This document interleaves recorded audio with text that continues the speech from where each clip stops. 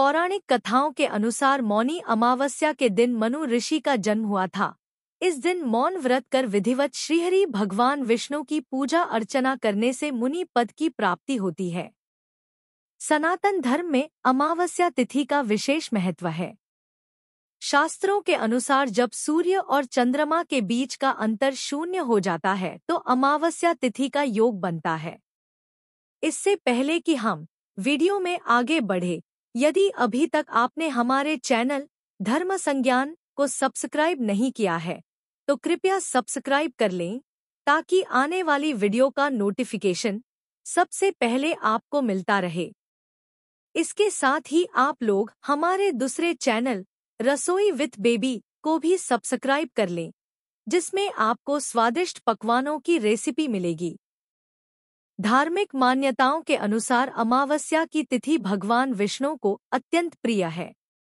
मौनी अमावस्या पर मौन धारण कर स्नान करने का विधान है।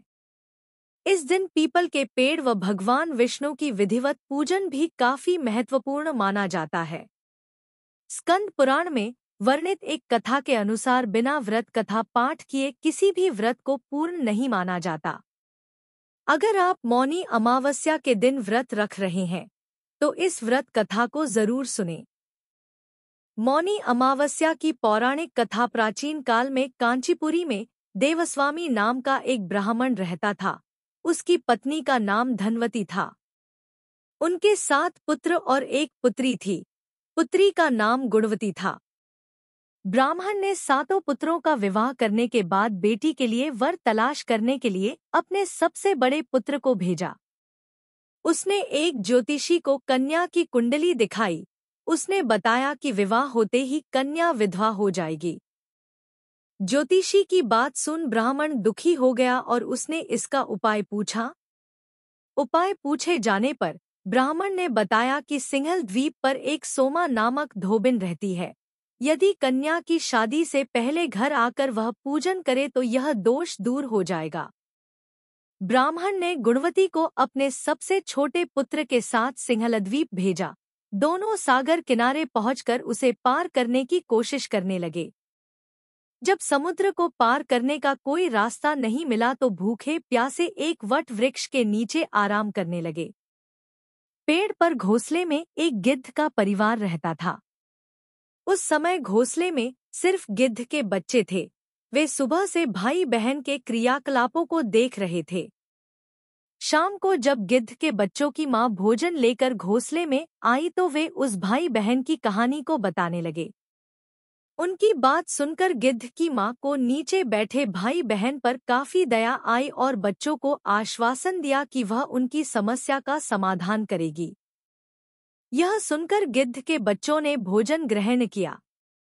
दया और ममता से वशीभूत गिद्ध माता उनके पास आई और बोली कि मैंने आपकी समस्याओं को जान लिया है। इस वन में जो भी फल फूल मिलेगा मैं आपके लिए ले आती हूँ तथा प्रात काल मैं आपको सिंहलद्वीप धोबिन के पास पहुँचा दूंगी।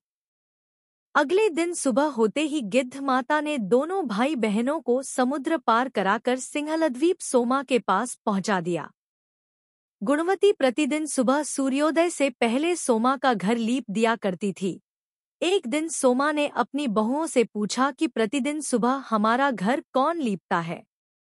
बहुओं ने तारीफ बटोरने के लिए कहा कि हमारे अलावा और कौन ऐसा करेगा, लेकिन सोमा को उनकी बातों पर यकीन नहीं हुआ और वह यह जानने के लिए पूरी रात जागती रही। तभी उसने सुबह गुणवती को घर साफ करते हुए देख लिया और उससे उसकी परेशानी पूछा। गुणवती ने अपनी परेशानी बताया, जिसे सुन सोमा चिंतित हो गई और उसके घर जाकर पूजा पाठ करने के लिए तैयार हो गई। सोमा ने ब्राह्मण के घर आकर पूजा किया, लेकिन इसके बावजूद गुणवती का विवाह होते ही उसके पति की मृत्यु हो गई। तब सोमा ने अपने सभी पुण्य गुणवती को दान कर दिया, जिससे उसका पति जीवित हो गया। लेकिन पुण्यों की कमी से सोमा के पति और बेटे की मृत्यु हो गई। सोमा ने सिंहलद्वीप लौटते हुए रास्ते में पीपल वृक्ष की छाया में विष्णु जी का पूजन कर 108 बार पीपल की परिक्रमा की। इसके पुण्य प्रताप से परिवार के सभी सदस्य जीवित हो उठे। इस प्रकार मौनी अमावस्या के दिन किसी पवित्र नदी में स्नान कर विधिवत भगवान विष्णु की पूजा अर्चना करने व पीपल के पेड़ की परिक्रमा करने से मनोवांछित फल की प्राप्ति होती है तथा परिवार के सदस्यों पर भगवान का आशीर्वाद सदैव बना रहता है। यदि आपको यह वीडियो पसंद आई हो तो कृपया कमेंट करें, लाइक करें और साथ ही वीडियो को आगे शेयर भी करें। इसके साथ ही आप लोग हमारे दूसरे चैनल रसोई विथ बेबी को भी सब्सक्राइब कर लें, जिसमें आपको स्वादिष्ट पकवानों की रेसिपी मिलेगी।